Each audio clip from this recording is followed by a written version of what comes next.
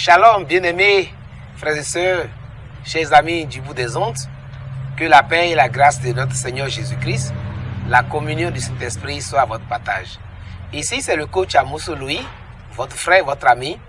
Je suis encore avec vous dans cette première capsule de l'année 2024 à travers l'émission Instant Motivation sur Racine Web TV pour pouvoir vous encourager, vous donner des secrets, des idées que le Seigneur m'a permis de comprendre qui vont certainement contribuer à votre édification personnelle, collective et qui va vous permettre de pouvoir faire un pas dans votre destinée. Le thème de ma capsule d'aujourd'hui, c'est les bienfaits de la méditation.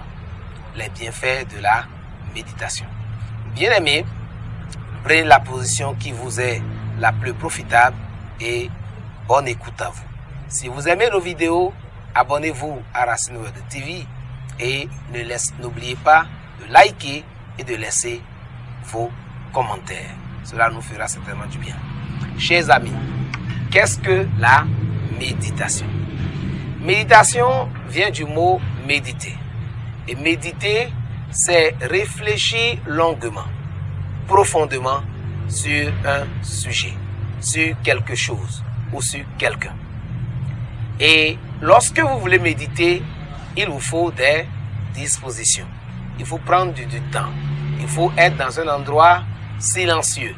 Il faut vraiment prendre du temps pour analyser, pour critiquer, pour réfléchir sur tous les aspects du sujet qui est l'objet de votre méditation.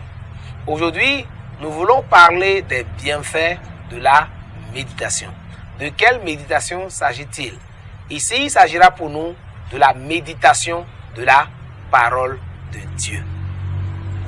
La Bible nous dit que Dieu n'a rien créé sans sa parole. Dans le livre de l'évangile de Jean, dans le chapitre 1, la Bible dit qu'au commencement était la parole était Dieu et la parole était avec Dieu. Rien de ce qui a été fait n'a été fait sans la parole. Dieu a donc tout fait, tout réalisé et maintient tout stable grâce à sa parole. Et si nous voulons réussir, nous devons donc nous attacher à la parole créatrice de Dieu, car chaque parole de Dieu est une loi. Chaque parole de Dieu est un principe. Et on ne comprend pas les lois sans les étudier, sans y réfléchir. On ne comprend pas les principes sans les prendre personnellement, sans s'approprier de ces principes, sans les analyser, sans les décortiquer, sans les étudier, bref, sans les méditer. Dieu veut que 2024 soit pour vous qui m'écoutez et pour moi-même qui vous encourage une année où nous passons notre temps à approfondir notre connaissance de sa parole, donc à la méditer. C'est bien de lire la Bible, c'est bien d'écouter la Bible, c'est bien d'écouter les enseignements, mais c'est mieux de méditer la parole. C'est ce qui nous garantit le succès. Bien-aimés, que dit la parole de Dieu dans Josué 1, verset 8? Il est écrit que ce livre de la loi ne s'éloigne point de ta bouche. Médite-le jour et nuit pour agir fidèlement selon tout ce qui y est écrit. Car c'est alors que tu auras du succès dans tes entreprises, c'est alors que tu réussiras. Dieu même a dit à Josué qui était appelé à réaliser une vision à laquelle Dieu l'a appelé, celle de conduire Israël dans la terre promise. Josué était donc un leader, un dirigeant, un chef à qui toute une lourde responsabilité était assignée. Vous aussi, vous avez une lourde responsabilité, celle d'être un chef d'entreprise, celle d'être un grand frère, d'être un chef religieux, d'être un enseignant. Quoi que vous fassiez, vous avez une responsabilité qui est sur votre épaule. Mais comment réussir? La Bible nous dit que c'est en méditant la parole de Dieu, en méditant la parole jour et nuit. On n'a pas dit matin et soir. Pendant des années, j'ai cru que méditer la parole jour et nuit, c'était de lire la Bible le matin et de la lire le soir. Et pendant toute la journée, qu'est-ce que je fais? Méditer jour et nuit, ça veut dire que quoi? Aussi longtemps que le soleil est debout, c'est le jour, tu penses à la parole que tu as lue, pour voir quelle loi est cachée dans ce que tu as lu. La nuit, c'est lorsqu'il y a absence de soleil, donc obscurité. Pendant ce temps également, la Bible t'invite, elle-même Bible, à réfléchir profondément sur une partie de la loi, sur une partie des principes de Dieu. Et la Bible, de Genèse à Apocalypse, nous relate beaucoup de faits, nous relate beaucoup de principes. Et Dieu a établi le monde sur des principes. Si beaucoup de chrétiens sont pauvres, sont malades, sont troublés, sont dans la pauvreté, sont dans les soucis, leur foyer est perturbé, leur entreprise connaissent la décadence, c'est que ces chrétiens, ces hommes, ces femmes ignorent les principes qui dirigent ce qu'ils font. Quand vous voyez quelqu'un qui réussit, ce n'est pas le fruit d'un hasard. Il y a des principes qu'il respecte dans le secteur où il réussit. Et la Bible nous dit, lorsque tu médites la parole de Dieu profondément jour et nuit, pour agir fidèlement ensuite selon ce que tu as compris, c'est alors que tu auras du succès. C'est alors que tu réussiras dans toutes tes entreprises. C'est pourquoi ce soir, je suis en train de parler des bienfaits de la méditation. Je voudrais donc, à travers cette première capsule, nous inviter à ne plus être des auditeurs qui oublient, ou des lecteurs qui sont distraits. Cette année doit être pour toi et pour moi une année où tu rentres en profondeur dans le peu que tu connais.